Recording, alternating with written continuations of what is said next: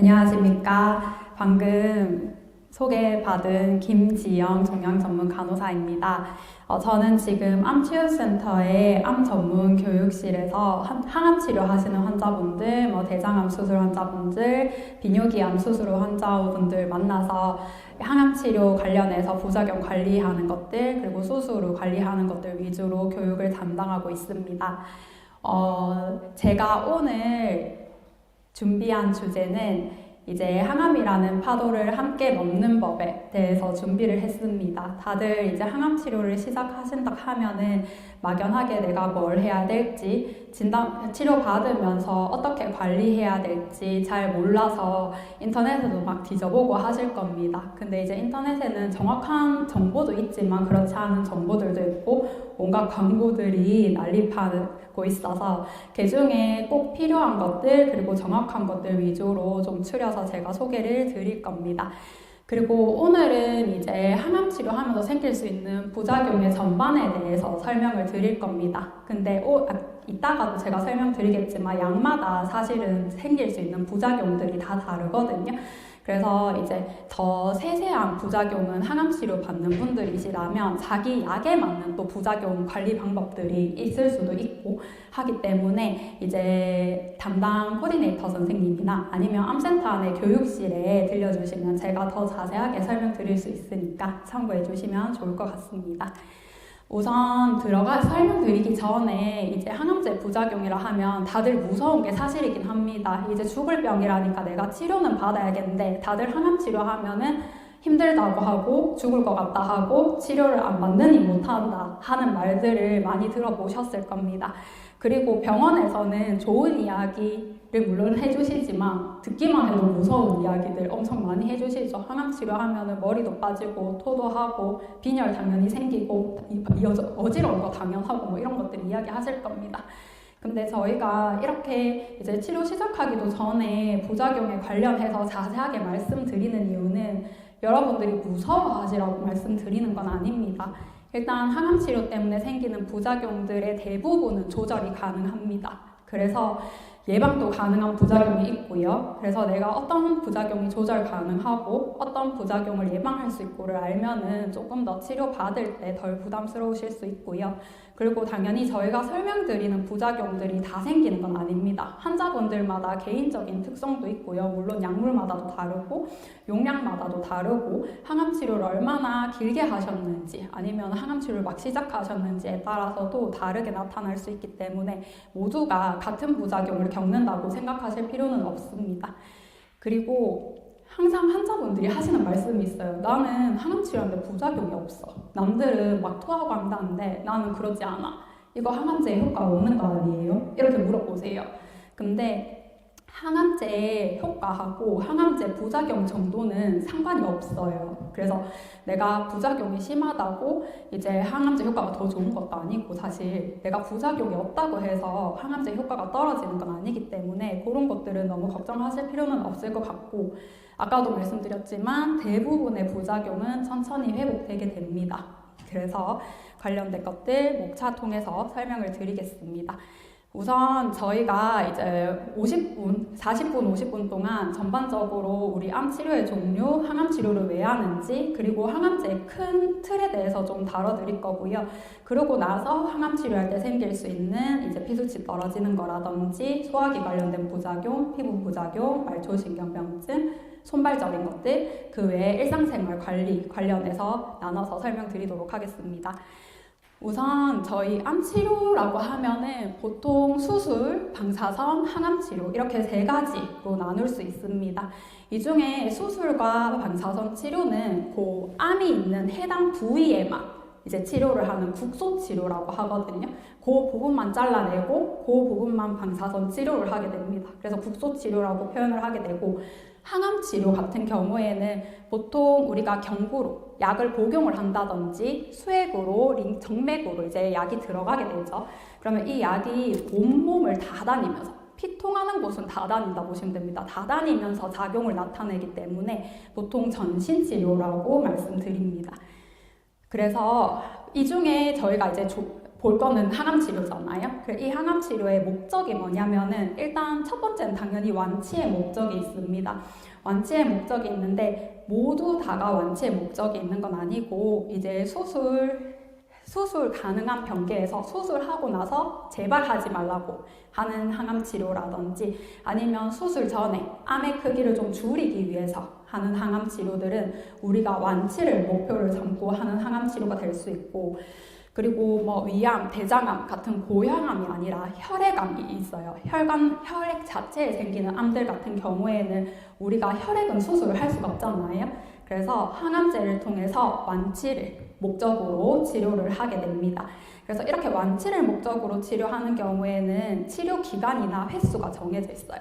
뭐 2주마다 12번 합니다.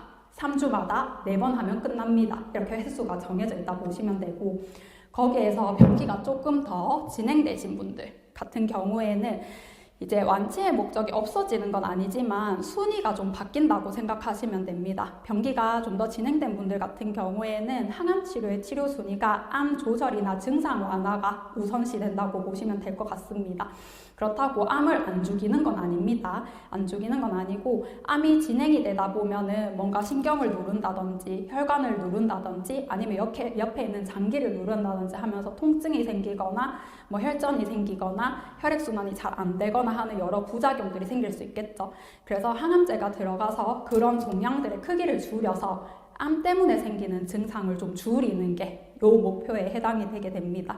그래서 암 때문에 생기는 여러 가지 증상을 완화하고 최선의 삶의 질을 제공하기 위해서 진행하는 치료라고 보시면 되고, 이 목표를 최우선으로 하는 치료에 같은 경우에는 치료 기간이나 횟수가 정해져 있지는 않습니다. 보통 주기적으로 항암 치료를 하되 2-3달에 한 번씩 우리가 종양이 얼마나 커지는지 작아지는지 확인하면서 거기에 맞춰서 치료를 하게 되기 때문에 특정 횟수가 정해지지는 않게 됩니다. 그리고 항암제의 종류는 크게 4가지로 나누어 볼 수 있습니다. 우리 일반적으로 항암 치료하면 생각하는 이제 머리 빠지고 울렁거리는 그런 부작용을 나타내는 세포독성 항암제가 있고요. 그리고 표적 치료제, 면역 항암제, 그리고 유방암이나 전립선암 환자분들이 사용하는 항호르몬제, 이렇게 크게 4가지로 나눠 볼 수 있는데요. 우선 세포독성 항암제 같은 경우에는 쉽게 생각하면 암세포의 못된 성격 중에 하나가 빨리 자라요. 세포 분열이 빨라서 뭔가 자꾸 혹이 생기고 이게 뚝뚝 떨어져 나오면서 피 따라서 여기저기 흩어질 수 있거든요. 그래서 세포독성 항암제 같은 경우에는 빨리 자라는 암세포에 작용을 하는 약입니다. 근데 약이 나쁜 암세포한테만 작용을 하면 좋은데 그렇지는 못해서 빨리 자란다 싶으면 정상인 애들도 니도 빨리 자라니까 수상하고 쟤도 수상하고 하면서 다 같이 기능을 억제시키게 됩니다. 예를 들면은 저희 머리카락이 되게 빨리 자라거든요. 남자분들은 머리 짧은 분들은 한 달에 한 번씩 뭐 2-3주에 한 번씩 미용실 가시잖아요. 그 정도로 빨리 자라기도 하고, 그리고 피 같은 경우에도 재생이 되게 빨라요. 우리가 매일 피 검사한다고 빈혈이 생기진 않거든요. 그만큼 피가 계속 재생이 되기 때문에. 그리고 우리가 눈에는 보이지 않지만 입안의 점막들, 뭐 혓바닥이나 잇몸같이 맨질맨질한 이런 점막들이 이제 눈에는 뭔가 분열하는 게 보이진 않지만 너무 작아서 쉴 새 없이 새로운 점막이 생기고 이제 낡은 점막은 없어지고 하는 작용이 계속 반복이 되거든요. 그러다 보니까 피 만드는 데에도 항암제가 영향을 주고 기능을 떨어뜨려서, 그리고 점막 재생에도 기능을 떨어뜨려서 영향을 주기도 하고, 머리카락 같은 것들 자라는 걸 방해해서 머리가 빠지게도 만듭니다. 그래서 대표적인 게 우리 울렁거리는 거나 이제 피수치 떨어지는 거나 머리 빠지는 거, 변비나 설사 이런 것들이 약제별로 상이하게 생길 수 있는데, 보통 세포독성 항암제의 대표적인 약들, 좀 흔하게 쓰는 약은 시스플라틴, 카보플라틴, 파크리탁셀, 도세탁셀, OFU, 뭐 독소루비신 이런 약들이 있습니다. 뭐 이런 약을 맞아보신 분들도 있을 거고 들어봤다 하시는 분들도 계실 겁니다. 그래서 아까 말씀드린 게 항암제가 빨리 분열하는 암세포를 공격을 한다. 근데 약이 빨리 분열하는 예쁜 정상세포도 함께 공격을 하게 되는데, 알고 계셔야 되는 건 암세포는 어쨌든 기능이 떨어지면 죽거든요. 근데 정상인 애들은 일정 시간 지나면 다시 회복을 하게 됩니다. 그래서 우리가 항암 치료를 2주에 한 번씩, 3주에 한 번씩 맞는 게 정상세포를 회복하는 기간이 필요해서 간격을 두고 맞게 됩니다. 그렇고 두 번째는 표적치료제 관련해서 간단하게 설명을 드릴 건데, 환자분들이 교육실 오시면 물어보는 게 있어요. 누구는 같은 대장암이어도 표적치료제 쓴다는데 나는 왜 표적치료제 안 써요? 누구는 같은 유방암인데 표적치료제 쓰고 나는 왜 안 써요? 이런 걸 물어보세요. 근데 표적치료제는 말 그대로 표적이 있어야 돼요. 저희가 보통 암 진단을 할 때 초기에 조직 검사 같은 것들을 하게 되면은 그 조직이 암인지 아닌지 또 확인하고 그 암세포 안에 이제 이런 표적치료제가 작용할 수 있는 특정 돌연변이 단백질이 있는지 없는지도 같이 검사를 하게 됩니다. 그래서 암세포 조직 안에 표적치료제가 타겟으로 할 수 있는 특정 돌연변이 단백질이 있어야, 세포에 이런 단백질들이 검출이 돼야 여기에 맞는 표적치료제를 사용할 수 있습니다. 근데 만약에 조직검사에서 이런 여러 가지 표적들이 안 나오면은 어차피 표적을 할 게 없기 때문에 표적치료제를 써도 효과가 없거든요. 그래서 그런 경우에는 이제 표적치료제를 사용하지 않게 됩니다. 그리고 표적치료제는 작용하는 이제 특정 단백질이 있기 때문에 이런 돌연변이 단백질이 없는 정상세포에는 영향을 덜 주거든요. 그래서 앞에서 말씀드린 세포독성 항암제보다 부작용의 범위가 훨씬 더 국한돼서 나타나기는 하는데, 이제 내가 어떤 돌연변이를 가지고 있어서 어떤 약을 쓰느냐에 따라서 부작용이 상이하게 나타납니다. 그래서 어떤 약은 이제 피부 발진이 좀 심하게 나타나는 약들도 있고요. 어떤 약은 심장 기능이 좀 떨어질 수 있는 약이 있을 수도 있고요. 그렇게 좀 부작용이 상이하게 나타날 수 있고, 대표적인 약제는 이제 되게 유명한 허셉틴이라든지 퍼제타 같은 약도 있고, 대장암에서는 얼비투스, 폐암에서는 뭐 지오트립이나 타그리소, 혈액암에서는 맙세라 같은 약들이 표적치료제를 대표한다고 보실 수 있습니다.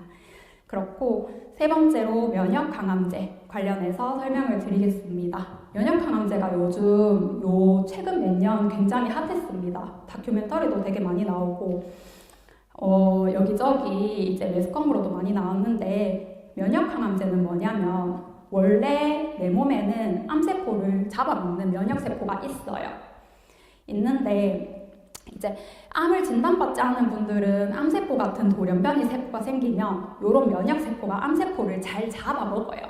그러니까 이게 암세포로 더 발전한다든지 커진다든지 퍼진다든지 하는 걸 억제하는 건데, 암을 진단받은 분들은 보니까 암세포에서 나는 나쁜 놈 아닙니다 하면서 이상한 물질을 분비를 하게 되는데, 요 물질이랑 내 몸에 있는 면역세포가 붙어버리면 면역세포가 암세포를 같은 편으로 인지합니다. 극하니까 안 잡아먹어요. 그리고 요 똑같은 애들이 계속 퍼지고 자라는 거거든요. 그래서 암이 퍼지는 건데, 면역강암제가 들어오면은 요거를 막아버려요. 면역세포 손도 잘라버리고 우리 암세포에서 주는 이상한 물질도 없애버리고 막아버려서 결합을 못하게 끊어서 면역세포가 암세포를 다시 잘 잡아먹을 수 있게 해주는 약이라고 보시면 됩니다. 그래서 이제 면역항암제 같은 경우에는 머리가 빠진다든지 아니면은 빈혈이 심해진다든지 뭐 아니면 감염에 취약해진다든지 이런 부작용은 잘 없기는 한데요. 가끔 이 면역세포가 너무 예민해지는 경우가 있어요. 그 암세포만 적당히 잘 잡아먹으면 되는데 얘가 너무 예민해지면은 여기저기 다니면서 다 정상인 애들 다 건들고 다녀요. 그래서 보통 이제 환자분들이 좀 흔하게 겪으실 수 있는 부작용 중에 하나가 피부가 이제 예민해져서 피부 증상들 가렵거나 뭐 두드러기 같은 게 좀 자주 난다든지, 장이 예민해지면서 설사 같은 부작용을 겪으신다든지, 그리고 면역이 예민해지면 호르몬을 분비하는 여러 장기에 영향을 줄 수 있습니다. 그래서 혈당이 조절이 잘 안 되면 당뇨가 없는 분들도 새롭게 당뇨가 생길 수도 있고요. 그리고 갑상선 호르몬이라고 간단히 생각하면 우리 몸의 속도 조절해주는 애들인데, 얘들이 막 들쑥날쑥해서 불균형을 일으키기도 합니다. 그리고 아주 드물긴 하지만 폐가 너무 예민해지면 폐렴 같은 것들, 균이 들어온 것도 아닌데 폐렴 같은 것들을 일으킬 수 있어서 이런 부작용들이 있을 수 있다 정도 알고 계시면 되고, 대표적인 약은 옵디보나 키트루다 같은 약들이 있습니다. 그리고 마지막으로 항호르몬제 같은 경우에는 아까도 제가 앞에 말씀드렸지만 주로 유방암 환자분들이나 전립선암 환자분들이 많이 쓰게 됩니다. 유방암이나 전립선암 같은 경우에는 여성 호르몬, 남성 호르몬에 반응하는 암종들이 많아서 그런데요. 이런 암들은 쉽게 생각하면 성호르몬을 먹고 자란다 이렇게 설명드리거든요. 제가 환자분한테 설명드릴 때는. 그래서 여성 호르몬을 잡아먹고 살아요, 남성 호르몬을 잡아먹고 살아요 이렇게 말씀드리는데, 이 연료가 될 수 있는 성호르몬을 억제하는 약이에요. 그래서 먹을 게 없으니까 암세포가 굶어 죽는 거겠죠. 근데 이제 여성 호르몬이나 남성 호르몬을 억제하다 보니까 보통 초기에 잘 겪으시는 부작용 중에 하나가 단순히 생각하면 여자분들 갱년기 증상 같은 거 생각하시면 되거든요. 성호르몬 농도가 떨어지면 남자분들이나 여자분들이든 얼굴이 빨개져요. 그리고 남들은 다 춥다는데 나 혼자 막 더운 느낌이 든다든지, 뭐 손마디나 관절마디가 아프다든지 이런 증상들이 있을 수 있고, 그리고 남자분들은 남성 호르몬 농도가 줄어들면은 여자처럼 가슴이 좀 나오는 분들도 계시기도 합니다. 머리도 조금 빠질 수 있고요. 그리고 장기적으로 이런 호르몬 치료를 했을 때 골밀도가 좀 낮아져서 뼈가 약해질 수 있다는 부작용들이 있을 수 있습니다. 네, 이런 것들은 전부 다 병원에서 주기적으로 검사해서 확인하면서 이제 조절하면서 치료를 할 거라서 너무 걱정은 안 하셨으면 좋겠습니다. 그리고 지금부터는 이제 제가 앞에 말씀드린 여러 부작용들에 대한 조금 더 자세한 설명과 관리하는 것들 위주로 설명을 드릴 건데요. 우선 제일 중요한 피수치 떨어지는 거. 우리 뼈 안에 골수가 있거든요. 이 골수에서 피를 엄청 빨리 만들어내요. 그러다 보니까 항암제가 들어왔을 때 골수가 수상합니다. 뭘 자꾸 만들어내겠죠. 그래서 골수이 자꾸 뭐 만들어내네, 수상하네 하면서 골수를 막 방해하게 되면 골수가 일을 못해서 피가 덜 만들어지게 돼요. 그래서 3주 주기로 항암 치료하는 분들 기준으로 말씀드릴 때 주사 맞고 나서 짧으면 일주일, 길면 한 2주까지 피가 상대적으로 좀 덜 만들어져서 피 수치가 떨어지다가 돌아옵니다. 그러면 3주째 됐을 때 우리가 피 검사 해보고 회복 잘 된 거 확인해야 항암 치료할 수 있습니다. 항암 치료할 수 있는데 우리 특히 피 수치가 제일 낮아지는 시점이 요 일주일에서 2주 사이 때문에 이때 조심해야 될 게, 우리 피 안에 이제 백혈구라고 그림처럼 세균을 잡아먹는 애들이 있어요. 내 몸에 나쁜 균이 들어오면 나쁜 균을 없애는 애들인데 얘가 특히 많이 떨어지게 됩니다. 그러면은 백혈구가 들어오는 세균을 잘 안 먹게 되니까 감염에 취약해지게 되거든요. 이런 걸 보고 우리가 쉽게 말해서 면역이 떨어질 수 있다 말씀드린 거고, 면역 떨어진 상태에 이 나쁜 세균이 들어온 걸 감염이라고 이야기합니다. 그래서 저희가 항암 치료할 때는 사실 감염 예방하는 게 제일 중요한 포인트라고 생각하시면 되는데요. 뭐 인터넷에 보면 감염 예방하는 방법이 아주 별의별 방법이 많이 나와 있거든요. 근데 그 중에서 제일 중요한 거는 크게 두 가지입니다. 개인위생이랑 식생활 관리가 제일 중요합니다. 그리고 개인위생 중에서도 손 씻는 게 진짜 중요하거든요.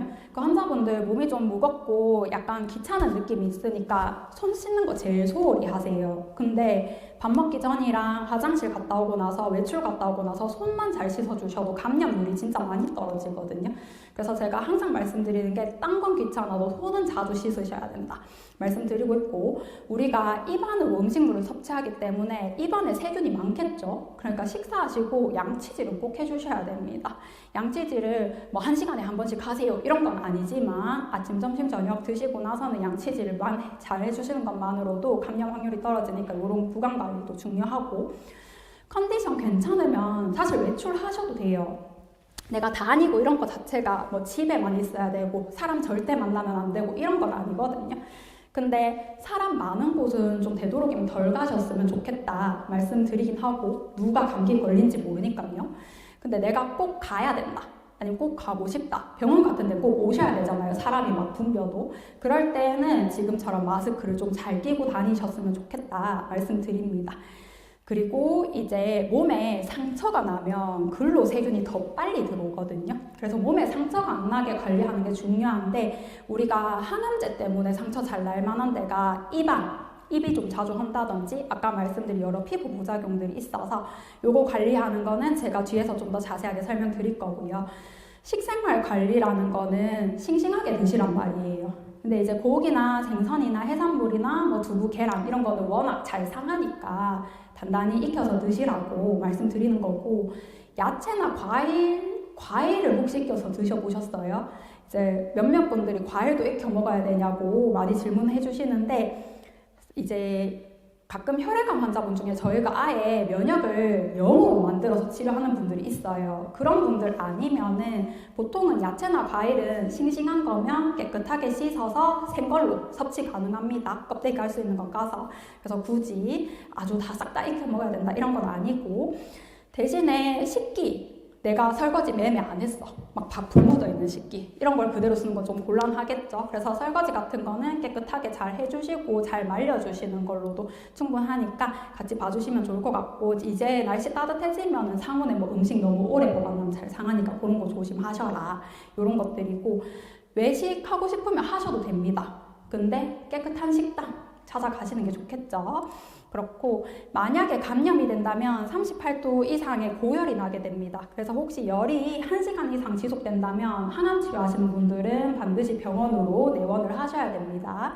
내원하셔야 되고, 또 이제 피 수치가 떨어지면 우리 산소 운반해주는 적혈구라는 애들과 지혈해주는 혈소판이라는 애들이 같이 떨어지게 됩니다. 그 중에 적혈구라는 애들이 떨어지면은 우리가 흔히 말하는 빈혈이 됩니다. 그래서 빈혈이 생기면은 보통 많이 피곤하다든지 숨이 좀 차다든지 어지럽다든지 이런 것들이 있는데, 이 정도가 심하면 중간에라도 병원에 내원을 하셔야겠죠. 그리고 이제 이런 빈혈을 덜 생기게 하는 식사들은 보통 보면은 단백질이 많은 식사, 철분이 많은 식사가 됩니다. 그래서 암 환자는 돼지고기, 소고기 먹으면 안 된다던데요. 붉은 고기 먹지 말라던데요. 먹어도 돼요. 드셔도 돼요. 그 붉은 고기 안에는 단백질도 있고 철분도 있고 엽산도 있어서 그 이제 영양분이 많아요. 대신에 너무 기름진 고기를 자주 많이 드시게 되면 좋지 않고, 그리고 이런 것들을 자주 드시는 분들은 운동도 좀 열심히 하시고 하셔야 됩니다. 그렇고, 그리고 뭐 해산물이나 계란 노른자, 견과류 이런 거에도 피를 잘 만들어주는 영양분들이 있기 때문에 참고해 보실만 하고요. 조금 주의해 주셨으면 좋겠는 거는, 우리 다들 식사하시고 입 깨끗하게 한다고 커피 한 잔씩 하시잖아요. 바로 드시는 거 안 됩니다. 카페인 들어있는 커피나 홍차나 녹차 같은 거는 철분 흡수나 이런 걸 좀 방해할 수 있어서요. 영양분 흡수를 방해할 수 있어서 식후 1시간 지나서 드시더라도 드시는 거를 이제 권장을 좀 드리고요. 그리고 혈소판 수치가 떨어지면, 아까 얘들이 지혈을 도와주는 애들이라 했잖아요. 혈소판이 없으면 지혈이 잘 안 되겠죠. 멍이 잘 들어요. 피도 조금 더 남들보다 조금 더 오래 나고 지혈이 잘 안 되고 멍이 잘 들고 합니다.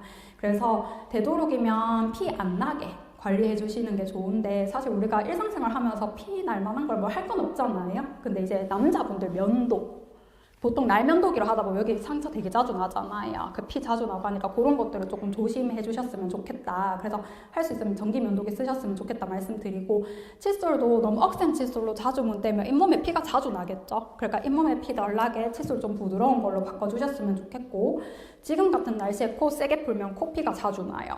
그 점막이 건조해져서. 그러니까 이럴 때는 좀 답답해도 코를 너무 세게 안 푸셨으면 좋겠다.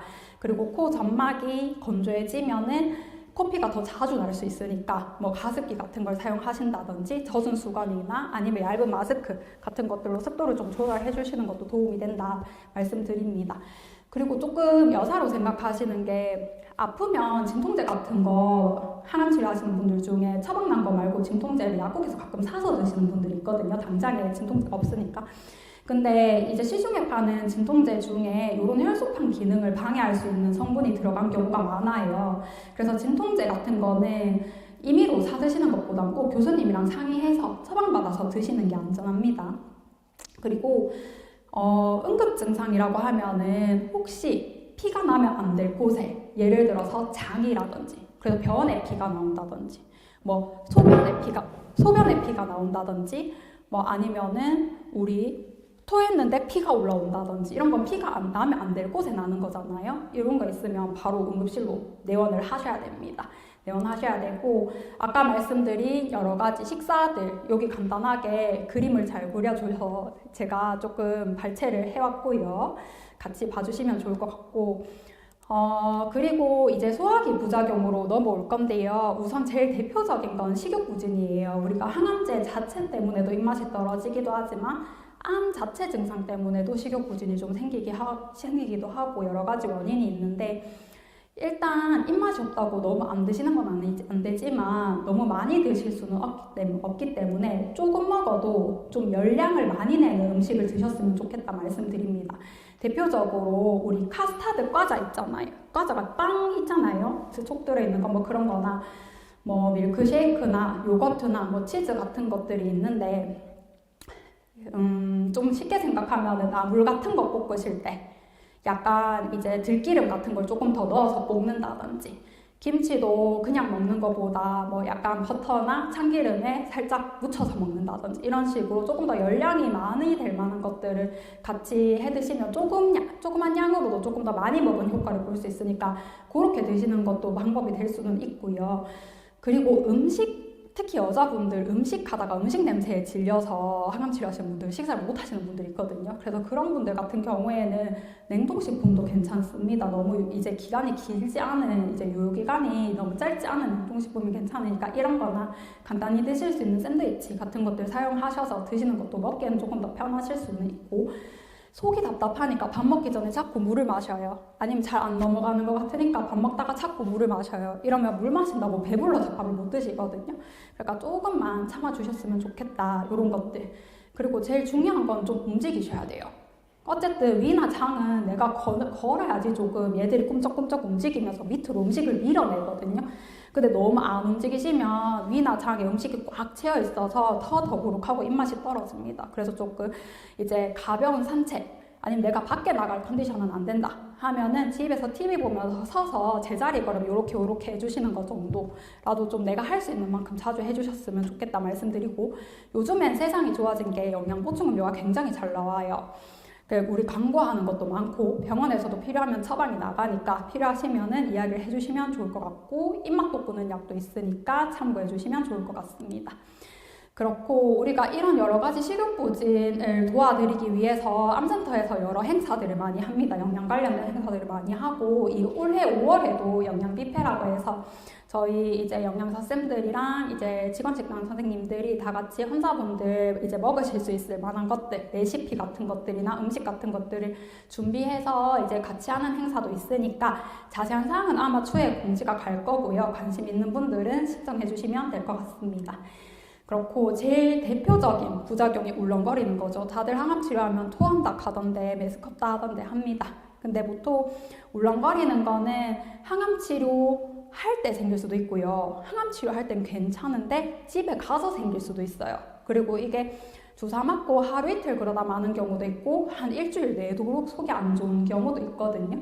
이거는 약물 따라 조금 이제 겪으시는 부작용들이 다르다고 생각하시면 좋을 것 같은데, 혹시 울렁거리거나 구토하는 게 울렁거려서 내가 밥을 거의 하루 이틀 거의 못 먹는다든지 물 먹기도 힘들다든지 구토를 한 4-5번씩 한다 이러면은 증상이 너무 심한 거기 때문에 병원 진료를 보러 오셔야 되고요.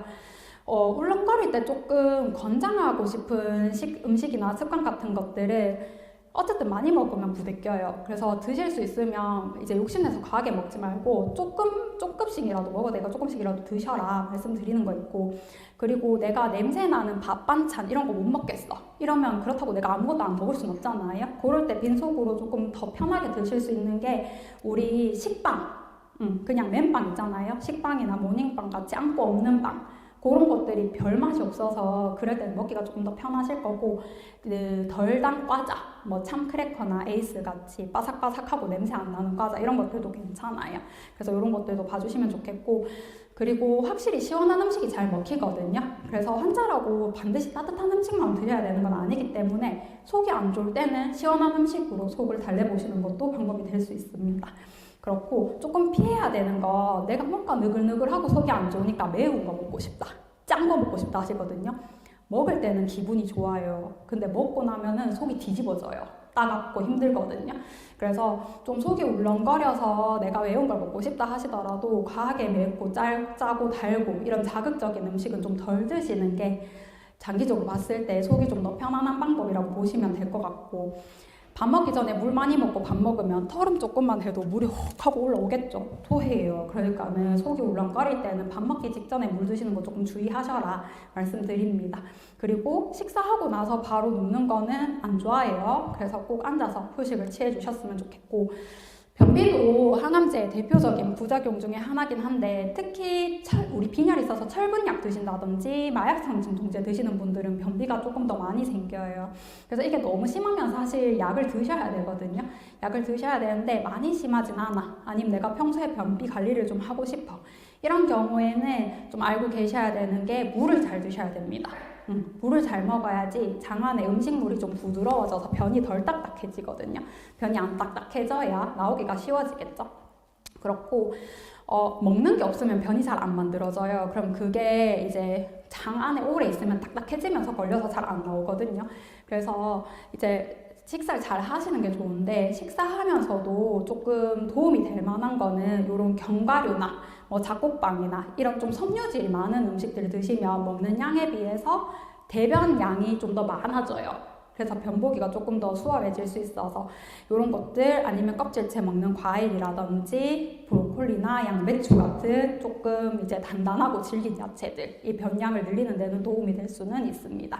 그리고 또 중요한 거는 움직이셔야 돼요. 아까 내가 움직여야 장이랑 위가 움직인다 했잖아요. 그래야지 음식물을 내려서 밖으로 배출하니까 운동 꾸준히 하시는 거 필요하고요.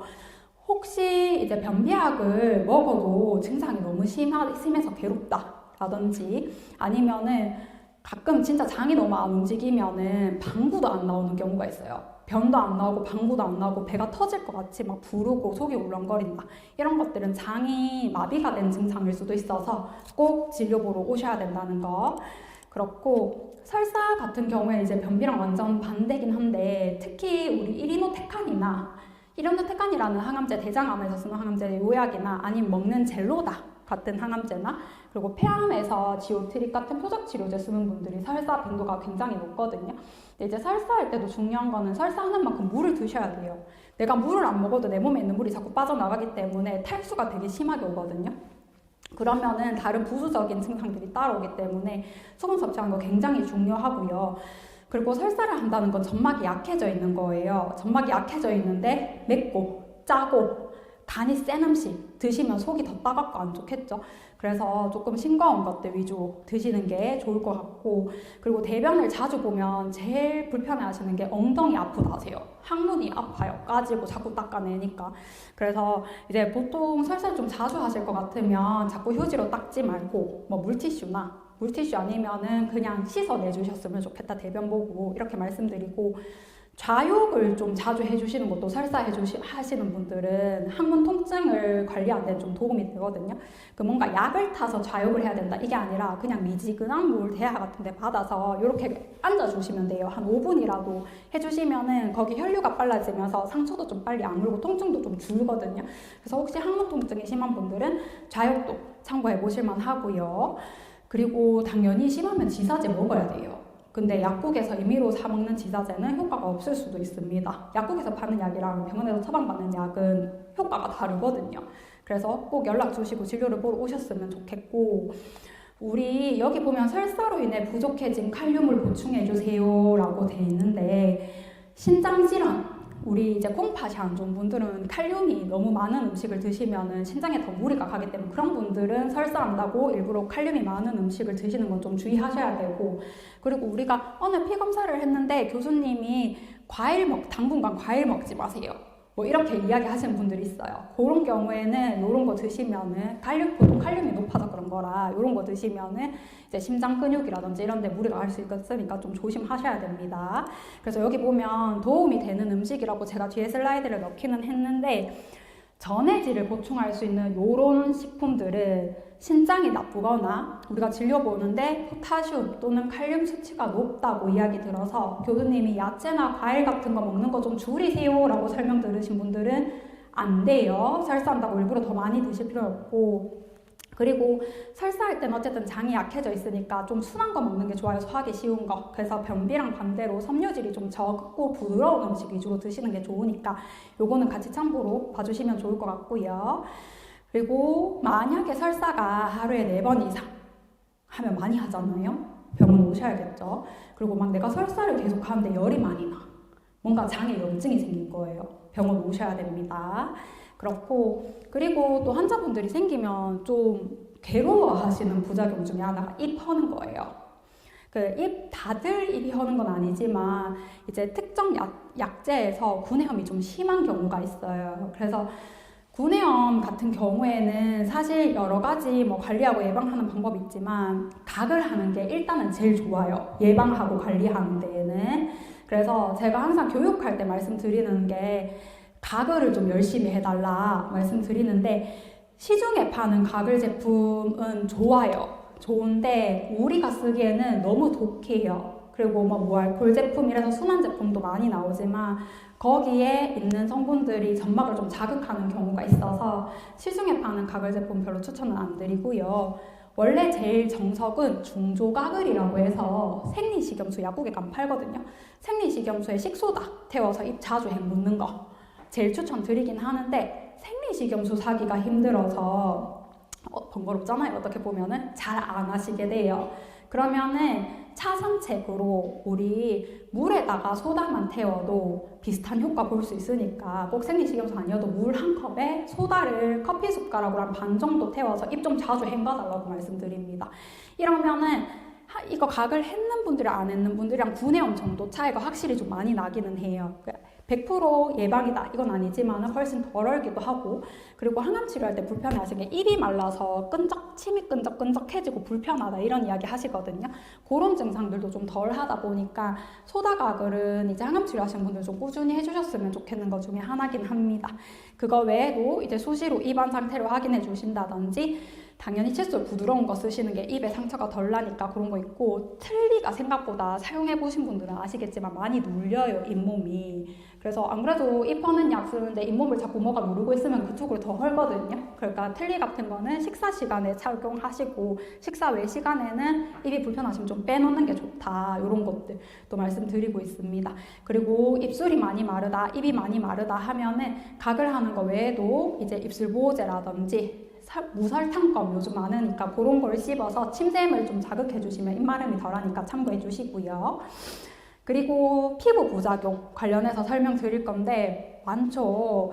이 중에 우리가 제일 관심 있어 하는 건 탈모입니다. 보통 항암 치료하면 탈모 다 생긴다 하니까. 근데 모든 약이 탈모를 일으키는 건 아니고요. 우리가 머리 다 빠지는 약이 특정 약이 몇 개 있어요. 파크리탁셀, 이제 도세탁셀, 탁소텔, 독소루비신, 사이클로포스파마이드 이런 약들은 들어가면 머리가 다 빠져요. 그래서 보통 첫 주사 맞고 보름 정도 지나면 머리가 확 빠지기 시작해서 이런 약 맞는 분들은 제가 머리 그냥 미시라고 말씀드리거든요. 근데 그런 약 아니면은 평소보다 머리가 좀 더 빠질 수 있다 라고 생각해 주시면 될 것 같고, 탈모를 예방할 수 있는 방법은 애석하게도 아직은 없습니다. 그냥 우리가 할 수 있는 건 두피를 좀 보호해서 나중에 머리가 더 잘 자라도록 해주는 것밖에는 없는데요. 일단은 두피 보호라 하면 특별한 건 없어요. 머리 잘 감고요, 잘 말리면 돼요. 여기 거창하게 이것저것 적혀져 있지만 항상 머리를 깨끗하게 잘 감으시고요. 그리고 깨끗하게 말리셔야 됩니다. 근데 말릴 때 안 그래도 두피 예민한데 뜨거운 바람으로 말려. 이러면은 두피가 벌겋게 자극받고 안 좋겠죠. 그래서 미지근한 바람이나 아니면 자연 바람으로 두피 안쪽까지 깨끗하게 말려달라고 말씀드리고, 완전 탈모가 진행된 경우에는 머리카락이 없잖아요. 건조해요, 두피가. 자주 가렵기도 하고요. 그래서 이런 경우에는 우리 얼굴에 로션 바를 때 두피에도 좀 같이 발라주세요 말씀드립니다. 그래야지 두피 불편감이 좀 덜 하실 거고, 맨머리로 있으면 추워요. 그리고 햇빛이 바로 들쬐면 여기 화상 같은 거 입을 수 있어서 두건이나 모자 같은 것들로 조금 이제 자외선이나 피부를 보호해 주셨으면 좋겠다 말씀드리고, 또 많이 궁금해 하시는 거 우리 항암 치료하면서 염색해도 되는지 물어보시거든요. 근데 우리 항암 치료 끝나고 한 6개월까지는 되도록 덜 하셨으면 좋겠습니다 라고 말씀드려요. 염색약이 좀 두피 자극을 할 수 있거든요. 근데 그렇다고 금지는 아니고 반드시 금지는 아니고요. 하게 된다면 제일 순한 약, 우리 미용실에 이제 그 미용사분이랑 같이 상의를 해서 제일 순한 약으로 너무 두피에 바짝 닿이지 않게 해주시는 거 정도는 괜찮아요. 내가 새치가 생겨서 외출도 못하고 너무 부끄러워서 못 다니겠다 하고 집에만 계시는 것보다는 그렇게 순한 염색약으로 모근에 두피에 너무 닿지 않게 염색을 하고 예쁘게 해서 다니시는 게 훨씬 더 회복에는 좋으니까요. 그래서 참고해 주시면 좋을 것 같고, 그리고 두드러기나 발진 같은 것들도 여러 가지 이제 표적 치료제 쓰는 분들, 그리고 면역 항암제 쓰는 분들 잘 생기는데요. 얘는 보통 처음 치료 시작하고 한 보름이나 한 달쯤 지나면 생기기 시작하고요. 좀 몇 달 있으면 또 사그라들어요. 사그라들고 항암 치료 끝나면 또 없어지기도 하고 그래요. 근데 이거는 어떤 분들이 더 잘 생기냐면 피부가 예민하면 더 잘 생기겠죠. 피부가 예민하다는 건 건조하다는 거예요. 그래서 우리가 할 수 있는 관리 방법은 건조하지 않게 피부를 보호해주는 방법인데, 제일 좋은 거는 로션 바르는 거예요. 로션 바르는 거. 근데 우리 뭐 시중에 좋은 로션 굉장히 많지만 제일 좋은 거는 향기 없는 보습제. 그 바디로션이 향기가 좋잖아요. 근데 향료 자체가 피부 자극이 좀 심해요. 그래서 기왕에 로션을 사셔야 되는 거면 요즘 무향의 보습제가 굉장히 잘 나와 있기 때문에 향기 없는 보습제를 하루에 한두 번 꾸준히 발라주시는 것도 도움이 되고, 세정제, 우리 뭐 바디 샤워 뭐 이런 것들 많이 하는데 막 향기 진하고 뭐 이런 것보다는 중성비누 쓰는 게 제일 피부 자극이 덜 하긴 하거든요. 보통 중성비누라 하면 흔하게 구하는 게 도브나 아이보리 같은 것들 생각하시면 돼요. 그래서 그런 것들이 피부 자극이 좀 덜 할 수 있고, 햇빛에 의한 피부 자극도 무시할 수는 없기 때문에 외출하실 때 선크림 좀 발랐으면 좋겠다 말씀드립니다. 그리고 샤워는 매일 하셔도 되는데요. 뜨거운 물로 샤워하시면 피부에 있는 기름막이 다 없어져요. 그러면 로션 발라도 건조하거든요. 그러니까 너무 뜨거운 물로 샤워를 자주 하시는 거는 좀 주의하셔야 되고, 미지근한 물로 하셔야 되고, 그리고 목욕탕 가시는 거 별로 추천 안 드립니다. 불특정 다수가 모이는 곳이어서 감염 확률이 더 높아지기도 하고, 목욕탕 물 온도가 솔찬히 높아요. 그래서 이제 피부 자극이 심하고 사우나 같은 열에 노출되면 피부가 더 자극을 많이 받다 보니까 좀 주의해 주셔야 되고요. 그리고 여기 막 화끈화끈거려서 불편하다고 얼음 더 올리고 있으면은 더 뻘개지고 더 가려워집니다. 그러니까 그런 것들을 좀 조심하셔야 된다라는 거. 그리고 손발이 이렇게 까진다 하시는 분들도 여러 가지 이런 특정한 약 때문에, 특히 스티바가 같은 거 드시는 분들이 이런 증상이 있을 수 있는데요. 얘도 제일 기본은 손발에 로션을 잘 발라야 돼요. 근데 이제 손발에 각질이 많이 생기고 굳은 살이 잘 생기고 물집이 잘 생기는 약을 쓰시는 분들은요, 이게 굳은 살 생기는 부위 위주로 더 잘 생기거든요. 많이 눌리는 부분 위주로 잘 생기고. 그래서 보습제 중에서도 우레아라는 성분이 들어있는 보습제들이 있어요. 보통 발에 바르는 로션을 사면 우레아 성분이 들어있는데, 요거를 사서 바르시면은 손발에 각질 정돈을 좀 해줘서 보습제 역할도 하고요. 요런 수족 증후군 확률을 좀 줄일 수 있고, 그리고 발바닥 같은데 요런 데 많이 눌리는 부분 있잖아요. 요런 데 위주로 더 잘 생기고, 딱딱한 신발 신으면 더 많이 눌릴 거잖아요. 그래서 좀 신발 같은 것도 좀 쿠션감 있는 거, 그리고 조여서 데이는 신발 신으면 여기 데이는 위주로 더 많이 생기거든요. 그래서 조이지 않는 신발, 집에서도 맨발로 다니시는 것보다 실내화 같은 것들 좀 신어서 압력을 좀 줄이시는 것도 도움이 되니까 같이 참고해 주셨으면 좋겠고, 손발톱 주의염도 지오트립 같은 거 드시는 분들이 왜 요 옆에 이렇게 골마서, 손발톱 옆에 골마서 이런 분들이 있는데요. 이거는 일단은 초기에 안 생겼을 때는 여기 손톱 발톱 옆에 바세린 같은 거 좀 열심히 발라주세요 말씀드리거든요. 피부 덜 뜨게. 근데 이게 생겨서 불편하면 약 먹어야 돼요. 그래서 많이 불편하시면 참지 말고 중간에라도 진료를 보셔야 되고요. 그리고 손톱을 일자로 깎으면, 손발톱을 일자로 깎으면 이게 항암 치료하시는 분들, 일자가 아니라 동그랗게 깎으면 항암 치료하시는 분들은 이게 자랄 때 발톱이 이렇게 모여서 자라요. 동그랗게 깎으시는 분들은. 그래서 이 동그래진 발톱이 살을 파고들어서 우리가 내인성 발톱 뭐 이렇게 이야기하죠. 그래서 옆에 염증을 더 심하게 만드는 경우가 있어서 손발톱 깎으실 때요, 너무 짧게 자르는 것도 별로 추천 안 드리는데 일자로 이렇게 똑 떨어지게 자르시는 걸 조금 더 추천을 드리고, 당연히 손발톱이 계속 약해지는 거기 때문에 이제 매니큐어 이런 거 자주 하시는 건 별로 추천드리진 않습니다.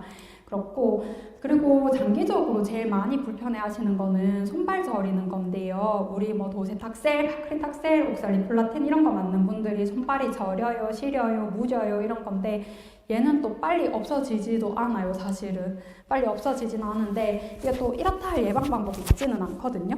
그래서 제일 중요한 건, 내가 저림이 생겼을 때는 찬 거 만지면 불편하다고 다들 느끼셨을 거예요. 그래서 손발을 차가운 거에 노출되는 걸 좀 줄여주셨으면 좋겠다. 양말 잘 신고 장갑 잘 끼고 이런 것들, 그리고 조교 자주 해주시는 것도 도움이 되거든요. 뭐 하루에 한두 번 샤워할 때 대야에 미지근한 물 받아서 발 담가놓고 샤워하신다든지 이런 방법을 하는 것도 일시적이긴 하지만 불편감을 좀 줄일 수 있는 방법이라고 보시면 되고, 감각이 떨어지면은 우리 잘 넘어져요.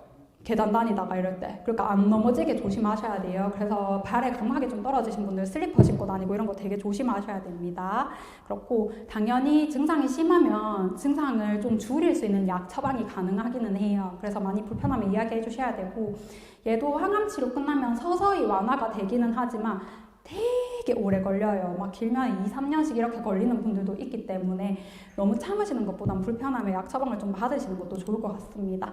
그리고 그 밖에 일상생활 관리에 대해서 제가 간단하게 좀 설명을 드릴 건데, 제일 많이 궁금해 하신 게 운동하라는데 그럼 운동 얼마나 해야 되냐?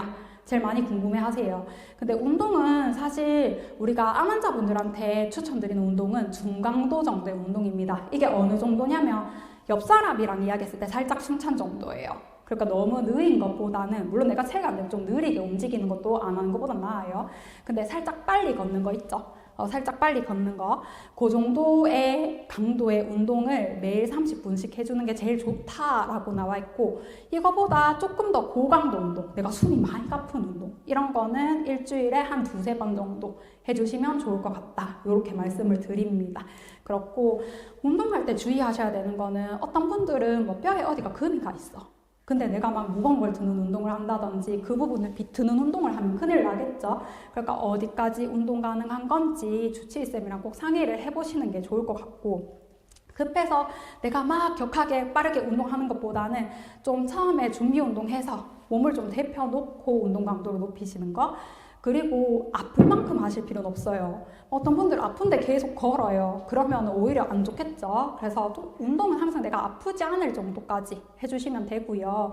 그리고 스트레칭 하는 것도, 남들은 막 이만큼 내려가는데 나는 요만큼밖에 안 돼 해도 요만큼만 하시면 됩니다. 굳이 무리하실 필요는 없어요. 그렇고 우리 그 암통합 건강 강좌에 올해에도 이제 환자분들을 위한 운동법이 2번이나 편성이 돼 있어요. 그래서 내가 어떤 운동을 해야 될지 잘 모르겠네 하시면은 이때 오셔서 같이 운동하는 방법 배워보실 수도 있을 것 같습니다. 그렇고 스트레스 관리는 사실 마음이 편한 게 제일 좋은 거긴 한데요. 이게 뭐냐면은 내 스트레스가 어느 정도인지 한번 측정해 보시라는 거거든요. 그래서 혹시 내가 0이 스트레스 하나도 없는 상태고 10이 스트레스가 심한 상태라면은 한 4점에서 6점 정도 되면은 스트레스 관리가 필요하다, 내가 뭔가 마음의 우울감이나 힘듦을 느끼고 있다라고 생각을 하시면 될 것 같아요. 그래서 혹시 이런 점수가 나온다면 교수님이랑 상의해서 관련된 이제 상담이나 이런 것들을 연계할 수 있으니까 이야기해 주시면 좋을 것 같고, 그리고 이제 활력 보존이나 활동 관리 같은 경우에는 우리가 쉬는 것도 중요하지만 운동하는 것도 중요해요. 내가 컨디션이 좀 떨어지고 숨차고 어지러우면 휴식을 취하는 게 맞지만, 단순히 그냥 무력해, 움직이기 귀찮아, 이런 경우에는 내가 휴식만 취하면 뒤로 갈수록 못 걸어 다니세요. 다리나 팔에 근육이 다 빠져버려서 숨도 더 차고. 그래서 적당히 운동하는 것도 중요하니까 내가 많이 힘들지 않은 선에서 꾸준한 운동은 중요하다라는 거 계속 반복적으로 설명드리고 있고, 마지막으로 이제 직업, 일을 그만둬야 되냐 이런 것들도 많이 물어보시는데 내 컨디션 보고 결정하시면 돼요. 그리고 이제 막 되게 신체적으로 막 부담이 되는 육체 노동을 심하게 하는 일만 아니라면은 보통의 직장 생활은 거의 다 유지 가능합니다. 실제로 뭐 항암 치료하시면서 장사하시는 분들도 있고요. 원래 하시던 일 하시는 분들도 있어요. 그래서 내 컨디션 보고 내가 할 수 있으면 하면 됩니다. 할 수 있으면 하면 되고, 건강 관리도 우리 지금은 암 치료 시작했으니까 암 치료에만 막 매몰돼요. 혈당 관리도 안 하시고 고혈압 있는데 이제 혈압 관리도 안 하시고 이러면 곤란하겠죠. 그리고 좀 중요한 거는 금연이나 금주는 기본이에요. 저희 교수님이 말 안 하고 간호사 선생님들이 말 안 한다 해서 담배 펴도 되고 술 많이 마셔도 되고 이런 거 아니거든요. 그래서 치료를 조금 더 잘 받으려면 금연과 금주도 꼭 고려를 해보셔야 되고, 우리 치료받는 부위 이외에 건강검진은 주기적으로 하시는 게 좋습니다. 매나 2년에 한 번씩 국가암 검진 나오잖아요. 그거는 내가 치료를 받고 있어도 꾸준히 진행을 해주셔야 다른 부위도 검사할 수 있으니까 참고해 주시면 좋을 것 같습니다. 그래서 일단은 우리 뭐 치료받는 환자분들, 가족분들 이제 다들 치료받으신다고 고생은 많으시지만 혼자서만 끙끙 앓으실 필요는 없습니다. 그래서 궁금한 게 있으면 교수님도 그렇고 뭐 주변의 간호사쌤도 그렇고 암센터 안에 상담실이나 교육실로 들려주셔서 혹시 힘든 점이나 궁금한 사항 같은 것들 항상 문의해 주시면 되니까 같이 고민하면서 치료 잘 받으셨으면 좋겠습니다. 오늘 강의는 여기까지 하겠습니다. 감사합니다.